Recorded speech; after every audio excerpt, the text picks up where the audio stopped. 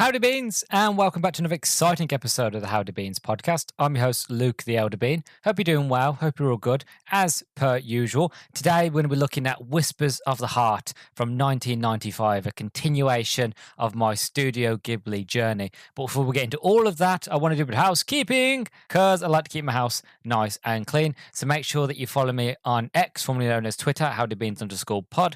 If you listen to this on YouTube, don't forget to like, comment, and subscribe. And finally, if you listen to this on Spotify, don't forget to leave a 5-star rating and to follow me. So far, I'm at 135 followers on Spotify. My goal is to hopefully get to 140 by Christmas. So that's only 5 away. So if you're listening and you haven't followed me yet, all you gotta do is press that follow button. I'd be greatly appreciate it, and it would mean the world to me. So yeah, as I mentioned, we're going to be looking at Whispers of the Heart from 1995. This is the next movie in my Studio Ghibli journey. For anybody that doesn't know, about a year or two ago, to be honest, I've lost track. To tell you the truth, I've been lost in this world of magic and whimsy and incredible characters and storylines. And even though I get confused in one or two of them, I still have such a fantastic time that I don't actually remember when I started this. I think it was last year. But for anybody who's joining me, first time, thank you for coming. Anybody who's returning, again, I greatly appreciate it. I've decided that I wanted to look into Studio Ghibli. It'd been a studio that interested me for years, for generations, since I was very little. And I remember the first one I ever watched was Pompoko. Not Pompoko, sorry. Porco Rosso, sorry. On Film 4 when I was young. It was just on TV, and I was just blown away of the storyline and the character and the art. And from there, it just had a fascination. And I think it was last year I decided I'm just going to go for it. And I've had a fantastic time. I've looked into Nausicaa Valley of the Wind, which was absolutely beautiful, which it is today my top Ghibli movie. That is my all-time favorite Ghibli film of all time. I actually watched it again recently, and it's still brilliant. And that is the only movie that I've watched where I've I've got to read the manga to really get into that story, because the manga's huge, like expansions. It goes beyond, above and beyond the movie. It goes even further, what happens after the movie ends, and it has like all the prequel of what happens before and stuff like that. So I absolutely love and adore that film. Then like Laputa, Castle in the Sky, which is incredible also. Grave of the Fireflies, which was so heartbreaking, to be honest. It's a movie that you recommend it because everybody needs to watch it, but also you can't recommend it because it will just ruin somebody's day completely. But it's such a beautiful story that it needs to be heard and learned and sort of witnessed. My Neighbor Totoro was next, absolutely brilliant as well. Kiki's Delivery Service was cute and lovely. Only Yesterday was really, really good, but like it wasn't for me. Porco Rosso, again, I love that. Michael Keaton as the pig is incredible, and it's still one of these days, that one line where I'd rather be a pig than a fascist has just stuck in my mind ever since, and I adore that movie. And then Ocean Waves, yeah, it should have been a gay romance. It wasn't. But it was all right. It just kind of left me sort of, I'm really confused. I still am, to be honest. Nobody's come to me yet and been able to explain that story to me, that relationship. I'm still waiting for someone to be like, actually, it hasn't happened yet. And I really think because most people who watch it are probably confused, which is fine because it is a confusing romance story. And then the last one I did, which I had a good time with, which is Studio Ghibli's most controversial movie of all time, is Pompoko, the one with the raccoons that can shapeshift. I enjoyed it a lot, but it is that's another very, very strange movie. So now we're in 1995. I've made my way from the 80s. I'm now in the 90s. And from what I've been told, in the 90s is where Ghibli started to really experiment. Things started to heat up, shall we say, where they started to grow a name for themselves in the West, in this part of the world as well. So I'm really looking forward to it. My most really excited one is one that comes after this, is Princess Mononoke, which I've heard is legendary. It's outstanding. So that one I'm really, really excited for. But this is my journey so far, and it's led me to Whispers of the Heart, which I'm going to read the synopsis to you in a second. But when I read the synopsis and I watched the trailer, it just pulled me into like another Ghibli adventure, and it's different. And that's what I love about the studio. That's what I love about their movies is every single movie is different.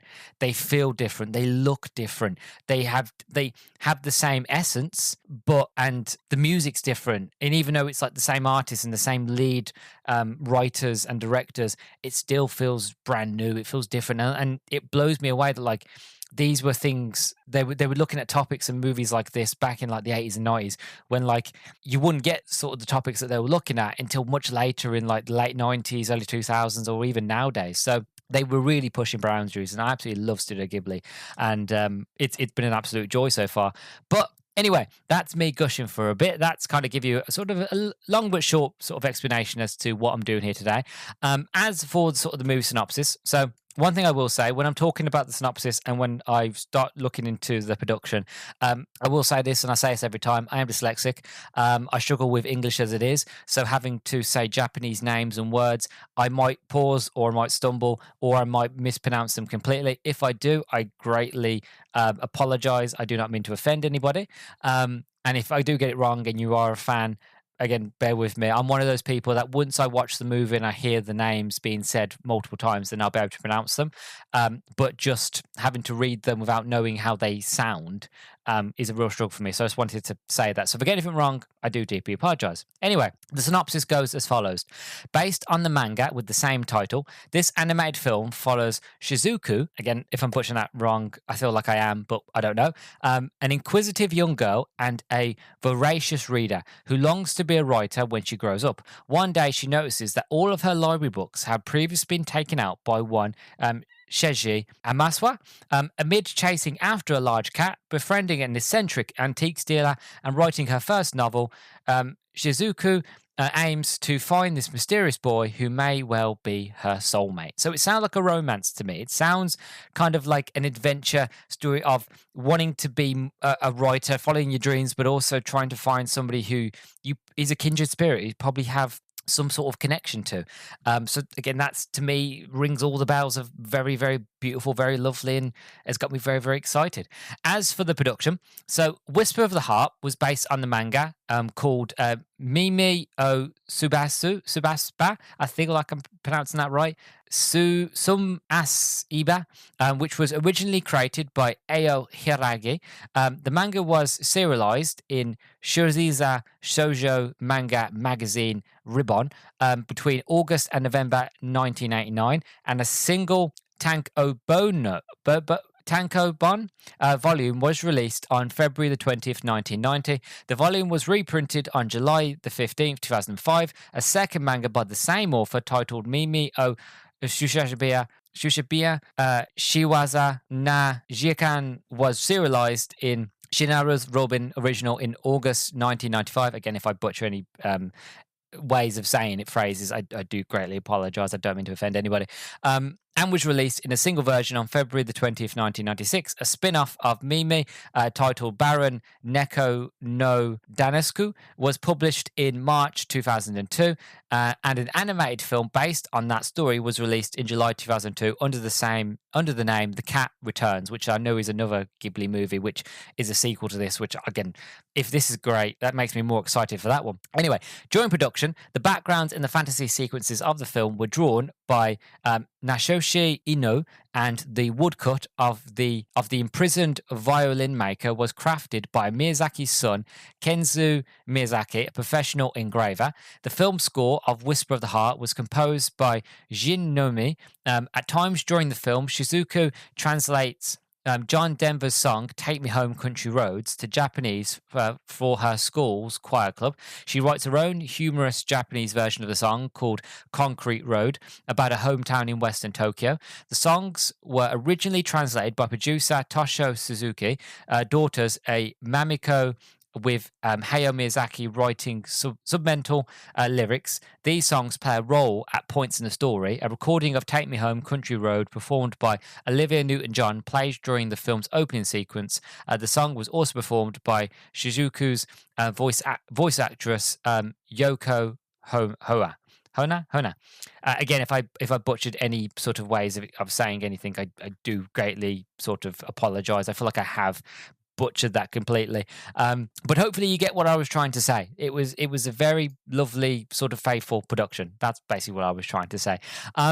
But yeah, I'm very much excited. I've got my fingers crossed it's going to be good. After Pompoko, that weird and strangeness and at times being very dark. I'm looking forward to an adventure, something that feels like Laputa, something that feels like Nausicaa, some sort of just adventure to get lost in.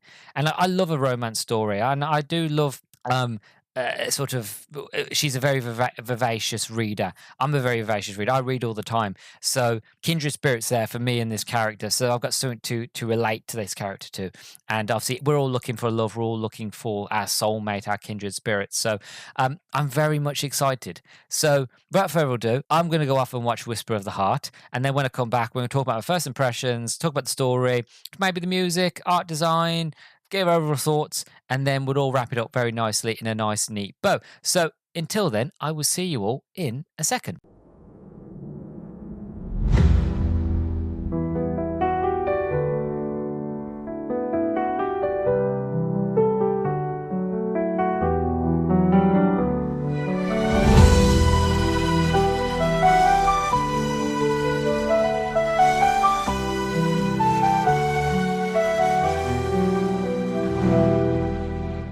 And welcome back, everybody. So I've now watched Whisper of the Heart, and to be honest, I'm starting to question myself. And what I mean by that is the fact of I'm starting to question if I'm a bit of a Grinch in terms of romance. I've been single for about 8 years, to be honest, and it's been a long time since I've been in love or really had the idea of love, or I've questioned many times the fact of have I actually ever really been in love, because a lot of people say that you would know if you've been in love or not. I've had lust, I've had fantasy, and all that, but I don't know. And it's one of those where you know when you know, if that makes sense. And the reason I'm questioning that is because I watched this movie and I went in expecting adventure, and there is adventure here. And I didn't mind the romance mixing with the adventure, but it was more romance. It was more coming of age sort of story, which again, I'm completely fine with the coming age part. It's just the fact of I was sitting there, and after watching Only Yesterday and Ocean Waves, and even though I liked Only Yesterday and Ocean Waves confused me, and I felt like it should have been a gay romance instead of what we had. After watching those two movies and watching this one, I do question the fact of either these movies are not made for me, or I've gotten to the point now where I've lost that idea of what love is or what love means to people or to others. Um, because in this movie, the premise is that Suzuki, she basically she's an avid reader. She's a 14-year-old girl, avid reader, and she gets all these books from the library, and she notices that this is one guy, Seiji, who is reading these books that she likes, and she gets this idea in her head of what Seiji's like, because she's never met him. She doesn't know who he is, and she gets this idea, this fantasy of who this guy is, or what he likes, what he doesn't like, what he looks like, and when she eventually meets him, it's this idea of you can't be you. I never get what I want. I never get the fantasy sort of happy ending. It can't be you, because she ends up meeting this one guy without knowing it's Seiji. And he's not mean. He's just sort of being a bit cheeky, being a bit sort of a lad, basically, a bloke, being, he reads some of her work and says it's a bit corny, a bit cheesy, it's a bit bad, or just making a bit of fun of her, like he has a look at all of her lunch and she goes, "Oh, bloody, that's a lot of lunch. You eat like a pig," sort of thing. And it's all just flirting, really. You find out later that he's always liked her, that he's always had a crush on her, that he's always tried to get her attention, but she's never noticed him.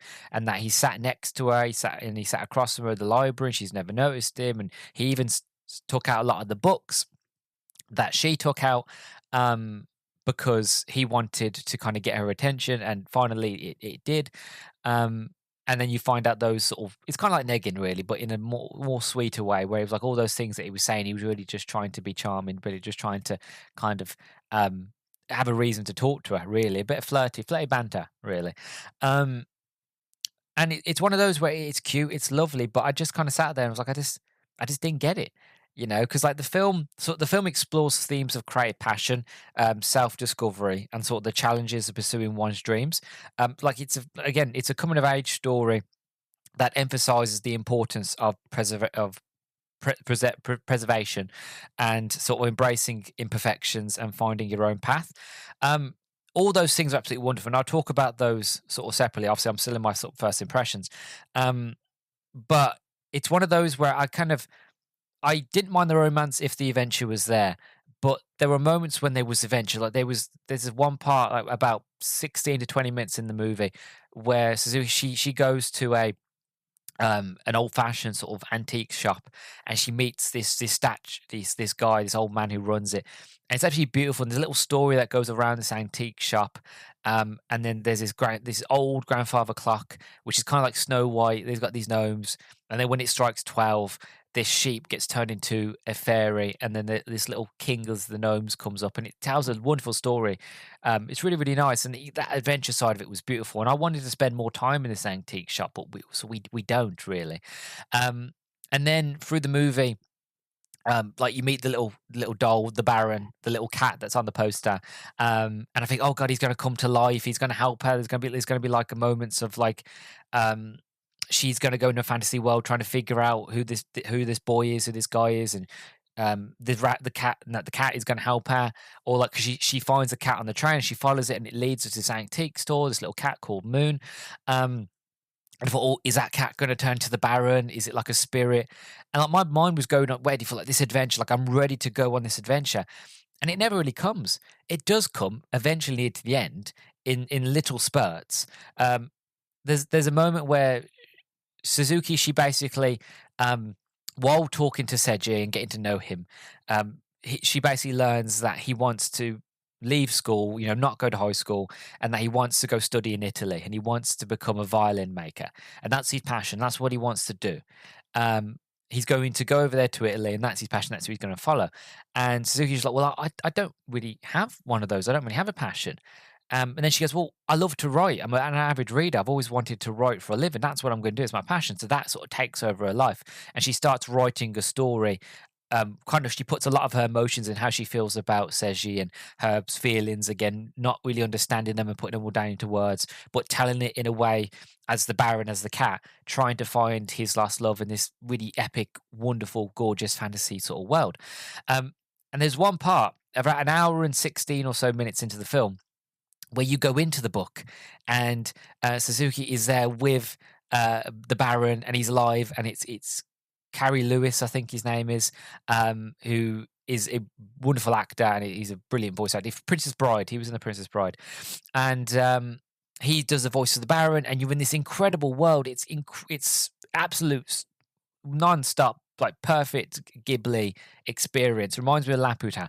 And I'll be honest with you, I wanted to spend more time in that world. I wanted to be in that world with the floating buildings and the giant towers, and the futuristic steampunky blimps, and riding the clouds and the waves of wind, with the Baron and Seiji, and not Seiji, and Suzuki, and going on that adventure and going to these wonderful worlds and cities that she's made in this story, in this book, like kind of like Page Master and things like that. Like I would have rather saw that story, experienced that story with the love element as well. And I feel like that would have been the adventure with the romance, but you don't get enough of it for me personally. I feel like it's kind of ironic that, and again, I'll go into the story in a bit, in a second, but I find it a little bit ironic, the fact of the bits that I really enjoyed was the fantasy bits. And I find it really funny, and again, ironic, that a couple of years later, in about 2001, 2002, they made the movie The Cat Returns, which from watching trailers and things like that, it's kind of like a somewhat, I would say, I don't know if it's a sequel or prequel, but it continues the story of the Baron, and he's alive, and Moon's alive, the sort of other cat, and they're talking to each other and stuff like that. I'm thinking, did they realize like that part was the part that people liked the most, and they decided to make a movie in it, or did they just, as they was writing, they really enjoyed that part, and then they decided they wanted to do more with this character and this world? Again, I don't know. But it was one of those where I was like, I sat up, I took more interest when those moments were happening. And then when those moments weren't happening, I kind of sat back down. I was like, oh, I kind of leant back into my chair. I'm like, oh, okay, and that's where I come back to what I said in the beginning, was the fact of, have I just become a bit of a Grinch? Have I got to the point where like I can see romance and I can see what they're trying to do, am I too old for this type of romance now, or as romance passed me, or do I not understand it because I've been so out of the game for so long? You know what I mean? Like it's many questions that I'm starting to sort of ask myself now while I'm sort of venting it in a form of a podcast episode. I don't know, but to be honest, overall, sort of my first sort of impressions is um, I enjoyed the movie. I did. It wasn't what I was hoping for. From looking at the poster and watching the trailer, I was expecting like a big epic adventure with the cat and sort of and on all that. Um, what we got was a more sort of grounded with some fantasy elements, but a lot more grounded coming of age story. Um, as for the story, um, like I said, it follows Suzuki. She's a young girl, straight out student. She's an avid reader, and like I said, she gets all these books. And this guy called Seiji, he's always takes out these books, and she creates this fantasy of what she believes this guy is. When she finally meets him, it is kind of very much the fact of it's that sort of denying of it can't be him. It shouldn't be him. I don't want it to be him. He's a loser. He's an idiot. He's horrible. He's mean. I don't want it to be him. And as she slowly gets to know him, and the romance starts to fold, you realize again how much he tried to get noticed, that he is a reader, but he isn't as much of an avid reader. He just knows that she likes to read so much that he was like he just took every single fantasy book out that he could, and just to hope that she would notice him. And it's kind of cute, and it's lovely. And I love how the story focuses on this idea of sort of following your own heart, following your own passions, and loving your dreams. And she does, like she finds a passion that she really loves in writing. Like she for the whole of the film, like it repeats, and again I sung it over and over again, is country road, take me home to the place I belong, West Virginia. That song's played quite a few times in this film, but there's different versions of it as well, like each time. And again, I find this little detail really, really cool. There's different versions that Suzuki writes, and each version that she writes is under the same line of country road, but the lines change and how she feels. So at first, when you first hear it, it's full of heart, it's full of love, it's full of sort of passion. It's very young, being like, I want to go on this road, I want to go to new places and things like that. And then when she meets Seiji and her young mind and her love and not knowing all these feelings again, because when you're that age, you don't really know what love is. You're going through emotions and hormones, and your body's doing all crazy things. So it's still very sort of new and fresh and sort of thing. So as she's going through that and dealing with sort of this new love thing that's going on and these feelings that she's feeling, that version of Country Road that she wrote changes, and it changes 2 or 3 times throughout the film, and I noticed that, and again, I did appreciate that. And then when she gets to writing, I can really appreciate that idea of you've got a passion, follow your dreams. And granted, she only started doing it because she wanted to have a passion like Seiji, how he had a passion in wanting to be a great violinist sort of maker. That was what he wanted to do. That was what his passion was, and where he wanted to go, and she wanted a passion like that. And I really sort of like that. And again, the whole challenges of pursuing one's dreams and all that, and obviously embracing imperfections. Like there are moments where she's writing, goes, "It's terrible, it's crap," and it's like, well, no, it's not. It's just the fact of it's your first draft. Your first draft of anything is going to be completely rubbish. I've always said when it comes to writing, um, if you've got an idea, doesn't matter if it's good or bad, just write and write and write and write and write until you can't write no more. Then stop, then read it, make your corrections, make changes, add things, take things away, and then read it again. And then you'll find, oh, that works, that doesn't work. Oh, actually, you know what? I'll put this here. I'll put this in a chapter earlier. This is a bit too soon, blah, blah, blah. And that's what it is. Like, sometimes writing itself can be quite quick. It depends on how good of a writer you are, or if what kind of idea you've got, or if you don't get no writer's block.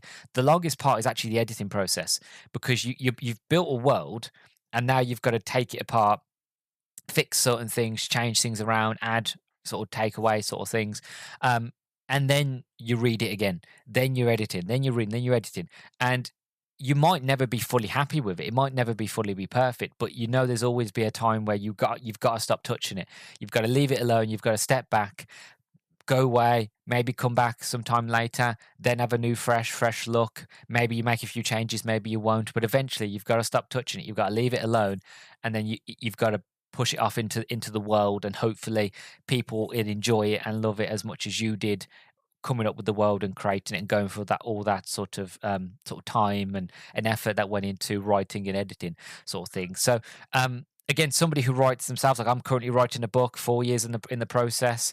I've actually taken a long hiatus off from writing it myself because the podcast, tell the truth, has taken a lot of time, and work has gotten very busy as well. So it's one of those where I'd love to go back to it, and I will go back to it. It's just a fact of at the moment I'm fermenting. I'm going through the process. The book and the story and the characters are always on my mind, in the back of my mind. They're always doing things, and the story's always going.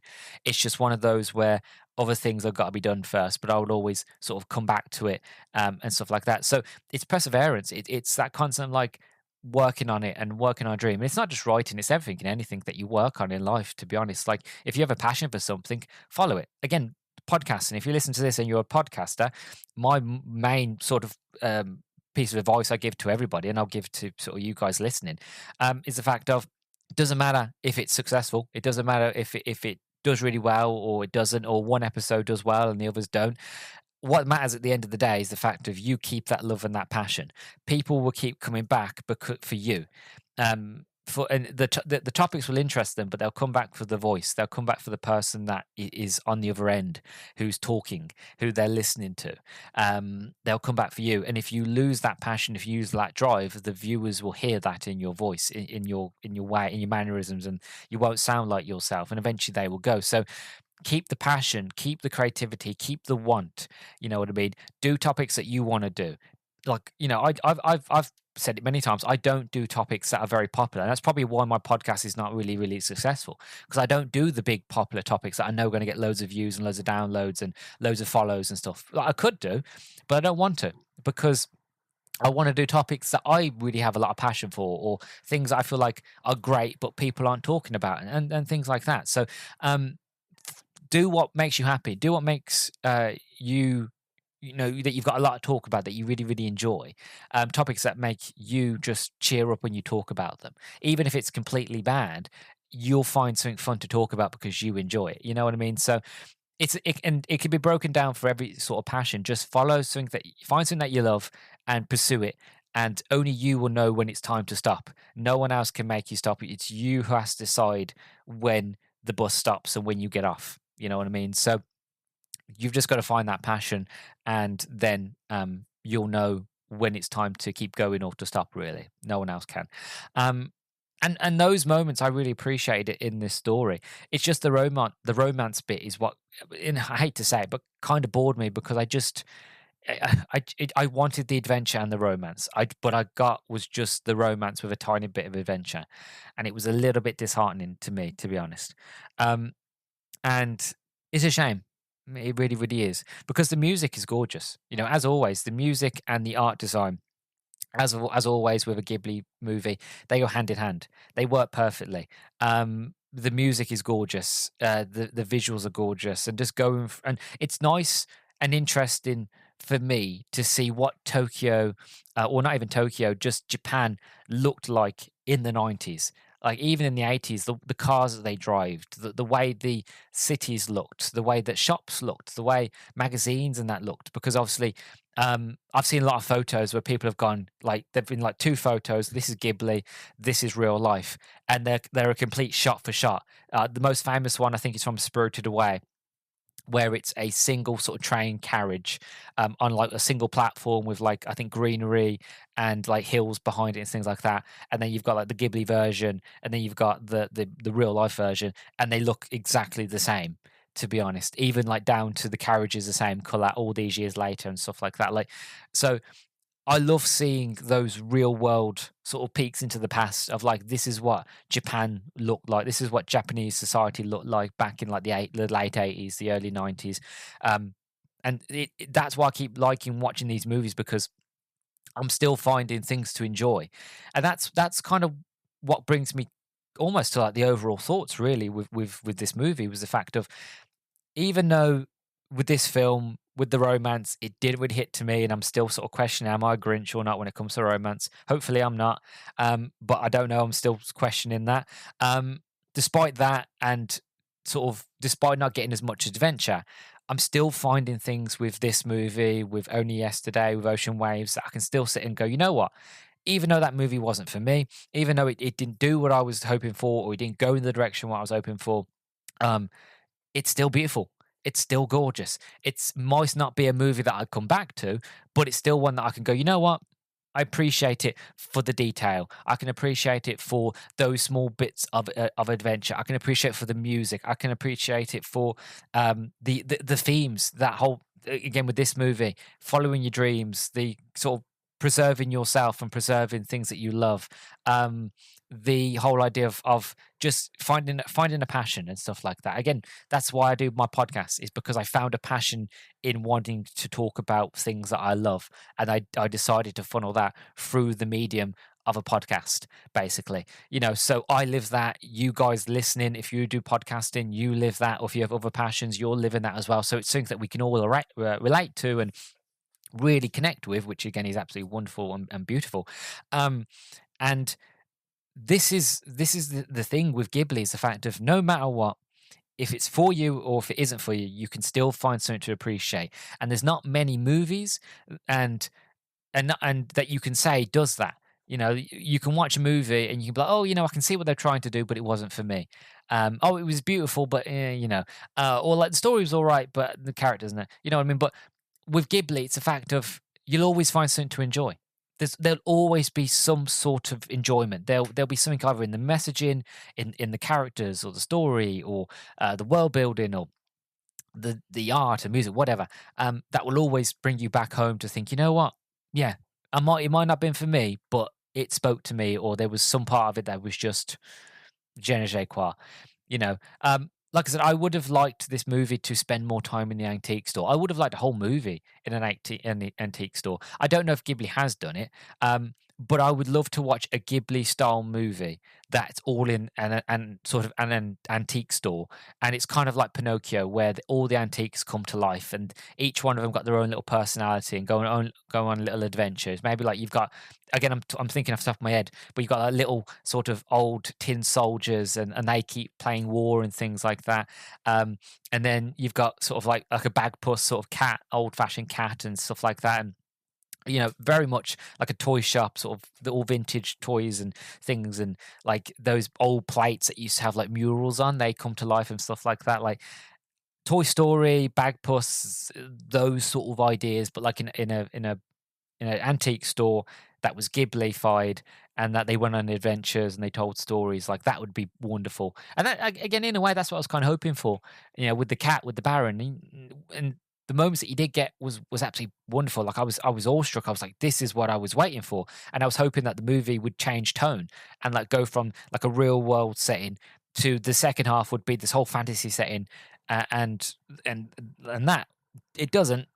We don't get enough of those sort of incredible fantasy moments. But what keeps me cheerful, what keeps me happy, is knowing the fact of eventually it's going to take me a few movies, but eventually I'm going to get to the 2000s. And when I get to the 2000s, I'm going to get to The Cat Returns. And from what I've seen from the trailer of that, that's what I was looking for. The Baron comes to life in the real world. The cats are alive. It looks like an adventure. And like I said in the introduction, that is what I'm craving from Ghibli now. I feel like they've gone through the stage now from, so again, Only Yesterday, Ocean Waves, and this one. They've gone through the stages of having the coming of age and the romance. Again, they had sort of Pompoko and they had Porco Rosso sort of in between, but I feel like they've gone through that stage now, and like looking to the future with Princess Mononoke and My Neighbors. I think My Neighbors, the Yawas. I can't, again, if I'm butchering the name, I do apologize. I think that's what's after Princess Mononoke. But it feels like we're going back to that adventure with Princess Mononoke next, which again, that looks absolutely brutal. And what I've heard about it, that's incredibly brutal, both in emotion and visual and story. So I can't wait for that one. But yeah, Whispers of the Heart overall, again, yeah, it's not for me. but it's still beautiful. It's still well crafted. I just wish there was more fantasy elements in it. And if it was, I feel like I probably would have found more in love with the story, and with the characters and with the whole romance plot if the fantasy elements were there and they weren't just sprinkled sort of here and there. But it's fine. Again, it's a Ghibli movie. I still enjoyed it. I still found things I appreciated. So that is sort of okay. As for sort of what you guys thought, so I put it out onto X. What people, well, not just X really. Actually, a bit of a funny story. So usually when I do this, I put it out on X and I say like, this is the movie I'm watching. What are your thoughts? Comment down below, and I'll shout you out sort of on the episode. I didn't really get anybody at all who had watched this movie. Then I thought, oh, you know what? I'll go to Instagram. Nobody. I went to Discord. Nobody had seen it. And I was coming at a loss. And then just before I started to watch this movie, I got a reply off Robin, Robin Fall, who does an absolutely wonderful, awful lot of running podcasts. It's a Doctor Who podcast, and he sort of commented, which was really really lovely, and I'll read it out. And I hope he doesn't mind me reading it all out. So he writes, he went, such a sweet and underrated movie, my fiance's favorite. I went, finally, someone that's watched it. You're the only person I've ever met who's seen this movie. He's gone, yeah, a lot of people rent or go to only the watch the most well-known ones. A shame, as there's some real gems out there. And see, I went on and to sort of agree with him, like they are a lot of hidden gems.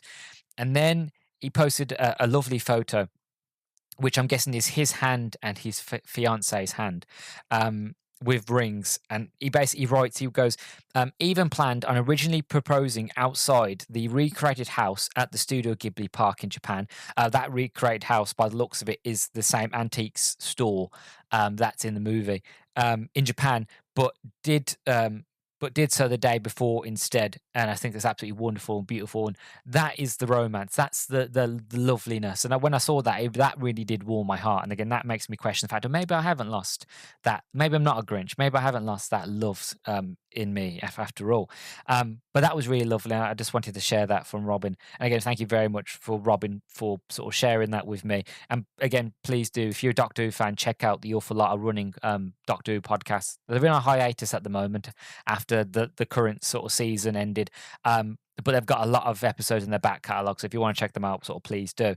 So yeah, that's all I could really find on that. There was one more from Stu World Order. He goes, he wrote, haven't seen this one, and to be honest, not a lot of people have. One thing I do want to go on, because we haven't done it in a while, is a bit of trivia. So this marked the first use by Studio Ghibli of digital composition, meaning that elements of a scene were composed using a computer. In this case, it's the flying scene with Baron within Shizuki's story. The scene contains many independent elements, including the minor planets and Shizuki's characters. Although all these elements were animated by traditional means, they were combined using computer technology. So we're starting to come into this new age. We're starting to move into this new tech sort of CGI technology age in 1995. Again, the year that Toy Story came out with like the first proper CGI movie. But I love the fact of they used it to combine, to kind of make those big grand vistas, but they still did the hand animation. They still kept to what they know. They could have easily gone, oh, let's just do a complete digital composition. But no, it was like, no, let's just use them for certain bits, but let's stick to what we know, to what works. And I love that. I really, really do. And that's, it's just, Ghibli's just, they blow my mind every time I look into any of their movies and what they do and how they've evolved and progressed. It's just beautiful to see, how they've gone, really, how they've still stuck to their tradition, how it still works and how it's gorgeous. And they're looking into themes and into topics and ideas that other movies at the time weren't doing, especially kids movies, really. But then again, I wouldn't say Ghibli movies are for kids. I'd say they're for everybody. They look like they're for kids because they're animated, but we all know that animation's not for kids. It's just marketed to kids because kids watch cartoons, but animated movies aren't for kids. And Ghibli is one of those standing out moments where you can sit there and go, Ghibli isn't for kids at all. It's for everybody. It's for children. It's for adults. It's for old people. It can be enjoyed through anybody's eyes, anybody's sort of walks in life. And I love that. I really, really do. Another bit of trivia. So the backgrounds, clouds, and flying islands, they are called Laputa. In the flying sequence, were painted by an artist named Nashoshi Inoue. He's a former high school arts teacher who continued painting pictures of Iblard on his own. When he had his exhibition, he sent an invitation to Hayao Miyazaki. Since Ivar was a huge fan of Miyazaki's anime, of course, he didn't expect anything, but Miyazaki showed up and he bought one painting, which is now on the wall of the cafeteria at Ghibli. The painting is called Upward Draft and looks exactly like the fantasy scene in this film. Then Miyazaki asked him, "Can you work on our next film?" And Inoue also worked in this film as a voice actor. He did one of Mr. Nishi's friends who joined the Country Road Jam session. He's the tall one in the back, which again is really, really cool. The first and only movie directed by Yoshifumi Kondo, who sadly passed away in 1998 of a ruptured aneurysm at the age of 47. Oh, that's a shame. John Denver, Take Me Home, Country Road, 1971. At the movie's beginning was sung by Dame Olivia Newton-John. Shizuki's versions throughout the film and at the end was sung by Yoko Hana, the voice actress for Shizuku. And Shizuku is looking for a new book to read in the library. You can also see on the bookshelf a book titled Totoro. This is a reference to one of Hayao Miyazaki's earlier films, My Neighbor Totoro from 1988. So that's a bit of trivia for you. It's been a while since I've done trivia. To be honest, it gets harder and harder to find trivia for movies, especially a lot of the obscure movies that I watch. Trying to find trivia for them and trying to find production things. That's one thing I found with podcasting is you do your research trying to find production notes on like movies and games, and like some like the big well-known ones, there is pages and pages and pages you've got to sift through and get the most interesting and most relevant parts. And there's some movies and some topics that are just nothing at all, and you're just like, well, I've got nothing to work off, so I'm just going to have to piece things together, Frankenstein them together, and hopefully they sound coherent. It's the same with trivia as well. When you're looking for trivia and you're looking for forums and you're looking for things here and there, it's not always easy. So I always love it when you can get a movie where you can find the really interesting parts of trivia. Like sometimes I take bits from like the development and I'll take that and I'll save it for trivia sometimes. So that's a bit of a peek behind the curtain. But that's something that I've just learned to do from following my passion, following my dream. And you should always follow your passions, always follow your dreams. And I feel like that's a good ending to this. So thank you very, very much for listening. As always, it's been an absolute pleasure. As I mentioned, the next one that I'll be watching is Princess Mononoke, which is one I've been looking forward to for a very, very long time. I've not had it spoiled for me, but I've seen parts here and there on TikTok. I've seen people post sort of short clips on X, on Twitter and things like that. And it's been one where like I've just sat there and I've gone, this looks good. You know what I mean? Like it really... It looks like a type of movie that I've been looking for Ghibli for a while, in terms of adventure, in terms of characters, in terms of like very heavy female protagonist sort of led story, which I haven't had in a very, very long time. So fingers crossed, it's everything I hope for and more. I don't know when I'm going to get round to it because I'm a bit busy. I've got some sort of topics on my mind that I want to do, want to look into. So I hope to get round to them somewhat soon. But until then, again, if you haven't done yet, please go back and check out all my other Ghibli reviews. If you listen on YouTube, there is a playlist of all the Ghibli movies that I've looked at, as well as all of the animated movies. There's a playlist of all those also. If you're listening on Spotify, just scroll down and you'll find the Ghibli movies that I've looked into. Probably one of my favorite ones that I did is either Nausicaa Valley of the Wind, Laputa, or Pompoco. Pompoco was my recent one, but Porco Rosso, that one is still a movie like Nausicaa. That's still a movie that kind of sticks in my mind of just being like, I'd rather be a pig than a fascist. Just brilliant. That'd be brilliant. So by all means, go back and check them out. Make sure that you follow me if you're listening on YouTube. Make sure to subscribe, like, and comment and all that. Let me know your feedback. Have you seen this movie? What did you think of the review? Have you got any tips on the sort of things to prepare myself for Princess Mononoke? No spoilers, obviously, but let me know if you've seen that one down there in the comments down below. Again, if you're listening on Spotify, you can also leave comments now, so put them down below. Again, make sure that you rate the podcast and follow. I'm currently at 135 followers on Spotify, so I'm hoping to get to 140 by Christmas. And currently, we're in July, so I feel like that's possible. We've got a good few months before Christmas, so I think that's very much possible. So if you're listening and you haven't followed yet and you want to check out more, please do. I will greatly, greatly appreciate it. And yeah, so I've been your host, Luke the Elder Bean. You've been listening to the Howdy Beans podcast. Thank you very much for watching and listening, and I'll catch you all in the next one. Goodbye.